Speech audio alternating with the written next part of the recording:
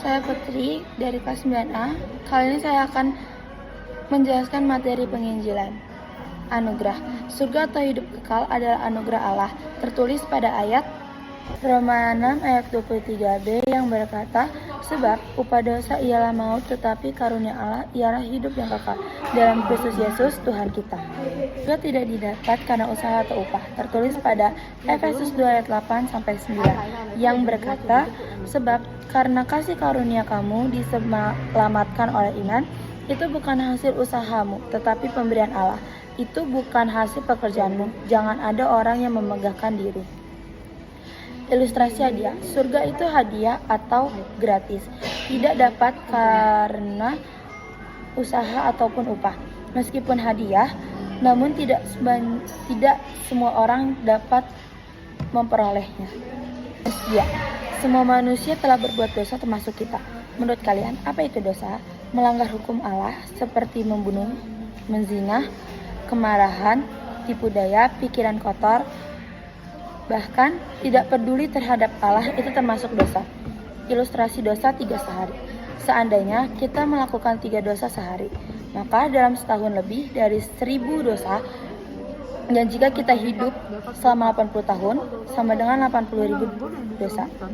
Apakah dengan dosa sebanyak itu kita dapat masuk surga? Jawabannya adalah tidak, karena itu sangat mustahil untuk kita bisa masuk ke surga karena dosa yang sebanyak itu. Manusia tidak dapat menyelamatkan diri sendiri, tapi ada yang berpikir kalau saya buat dosa banyak, harus berbuat baik sebanyak-banyaknya juga. Ilustrasi 10 butir telur.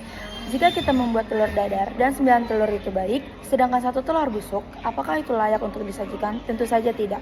Demikian juga di hadapan Allah yang sempurna, bahkan dengan 1 dosa saja semua kebaikan sudah tercemar dan tidak layak masuk surga. Jadi, usaha manusia mustahil, maka harus ada cara yang berbeda. Iman yang menyelamatkan. Iman yang menyelamatkan adalah mengenal dan mengandalkan Yesus saja sebagai Tuhan dan Juru Selamat untuk memperoleh hidup kekal. Seperti kisah Mr. Blondin yang melakukan pertunjukan di atas air terjun Niagara dengan beralaskan tali baja, bahkan menggunakan gerobak. Pada percobaan pertama, Mr. Blondin berhasil melewati tali baja dengan baik. Pada percobaan kedua, Mr. Blondin bukan hanya memakai gerobak, tetapi ada muatan pasirnya. Seketika, para penonton kagum. Dan ketika manajer bertanya kepada para penonton, apakah kalian percaya Mr. Blondin dapat menyeberangi tali baja ini? Semua penonton percaya, dan akhirnya Mr. Blondin berhasil menyeberanginya. Dan bila saat pertunjukan yang terakhir, di mana Mr. Blondin akan menyeberangi tali baja di atas air Niagara, tapi kali ini bukan hanya gerobak, tetapi di atasnya ada seseorang yang naik. Manajer pun menanyakan kepada penonton sekali lagi, apakah kalian percaya Mr. Blondin akan melewati tali baja dengan muatan manusia di atasnya?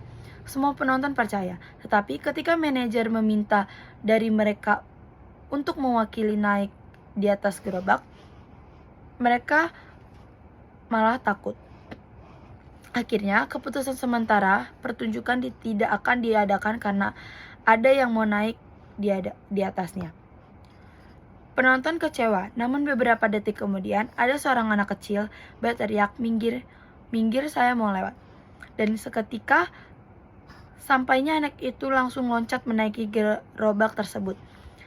Ketika itu juga Mr. Blondin langsung mendorong gerobak itu, dan di tengah-tengah tali itu mereka berdua hampir jatuh. Tapi itu hanya atraksi yang dibuat oleh Mr. Blondin. Akhirnya mereka sampai dengan selamat. Dari ilustrasi di atas menunjukkan bahwa semua orang percaya Mr. Blondin mampu melewati air terjun Niagara dengan memakai gerobak. Tapi hanya 1 orang saja yang mempercayakan dirinya sepenuhnya kepada Mr. Blondin untuk bersama-sama dengan dia. Nah, seperti itulah gambaran orang yang memiliki iman yang menyelamatkan, yang bukan saja percaya tetapi juga mempercayakan hidupnya kepada Yesus Kristus sebagai Tuhan dan Juru Selamat kita. Kesimpulannya adalah, jadi iman menyelamatkan itu bukan hanya mempercayai Yesus di mulut atau di akal saja, tetapi mempercayakan hidup sepenuhnya kepada Yesus Kristus untuk memperoleh hidup kekal atau surga. Terima kasih.